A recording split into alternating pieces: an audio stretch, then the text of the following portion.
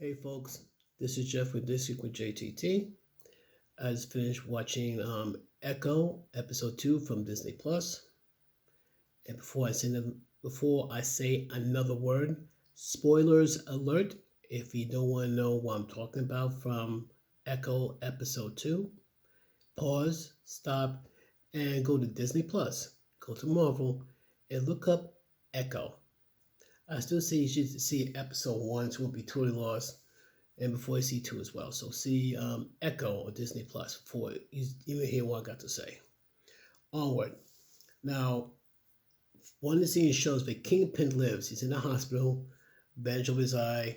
He's on a breathing machine. He lives. Despite the fact he was mistaken for dead, he still lives. His will is too strong to be taken out like that. Again, next scene shows the Native Americans who escaped the caves is in what's soon to be Alabama. And the year is like 1200 AD. Keyword 1200 AD. That's before anybody other than Vikings a couple of centuries prior came to the New World. And they were engaged in games. Now it looks like a version of lacrosse and rugby. Yeah, it's kind of weird. It's like some parts of it looks like lacrosse, the other parts looks like rugby because there's a whole lot of physicality there. Because I want to say it's like football, no. The way it looks like, I swear, looks like lacrosse. Now, one of the players is having a flashback being in the caves of the origin. And during the competition, one of the players' powers or physical abilities start to manifest, and the symbols appear in the palms, a circular spiral pattern. Get more physical abilities, believe it or not. Now, go forward again, Maya's putting together her plan of waging war against Wilson Fisk, or Kingpin's operation, and believe it or not, it goes like from her town to New York. Now, somehow she found out that she knows which train car is going where. And she took her friend Biscuit, yeah, same Biscuit for episode 1, to drive her to the train overpass to catch this train. And she had Biscuit keep tracking her as she's on the train. And it looks crazy though. She actually literally jumped on the train, which is very dangerous, but Maya pulled it off.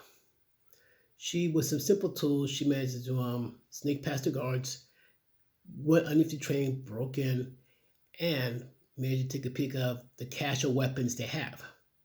Now, I thought she got stakes of weapons, but she didn't. If anything, she's looks like she peeked in the cache of weapons, sealed the hole she came through, and at the last minute, she jumped on the pickup truck that Biscuit was driving in, before the train disappears in the tunnel. Now, that train is going to New York with all those different weapons. Long story short, the train makes it to New York.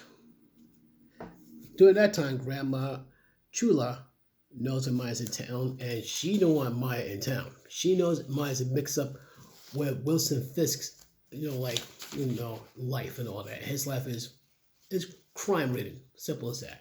And Chula don't want her influence in her town. Hopefully that Maya just pass it through.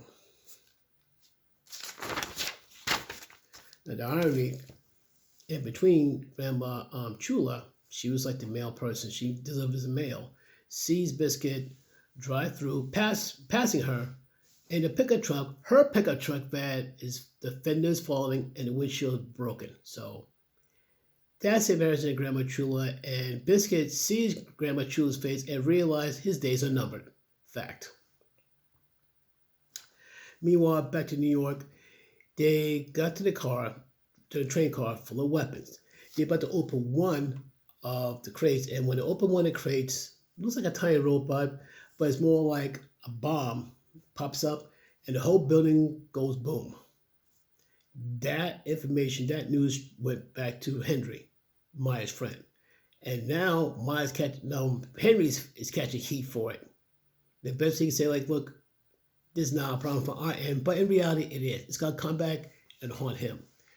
And Maya trying to leverage him to join her in this wage war against the Kingpin. And the way she talked, you'll think that Kingpin groomed her to be that way. Henry reminded her about that, and she wasn't fond of it, but it's fact. Biscuit was trying to raise money to help pay for repairs on Grandma's truck, and somehow Bonnie reached her, and Biscuit inadvertently tells Bonnie that Maya's there. Bonnie was Maya's best friend. And last thing we saw before they went off the air was Henry was not happy that Maya tried to start war. He wants no part of it. Tells her to lie low, and Bonnie tried to get a hold of her. The episode is not as action packed as episode one, but the story is still interesting though. I still gotta hang on and see what part three is to see it's worth the wait. But like I said before, if you believe that I said do the same thing, check out episode three. And please like, share, subscribe. Because unfortunately, my subscriber numbers dropped to 666. So please give me out the devil's number. Please give me at least a 667. Please, I beg you. Other than that, thank you for checking me out. And I try to do what I can to keep you educated, informed, and entertained. Peace.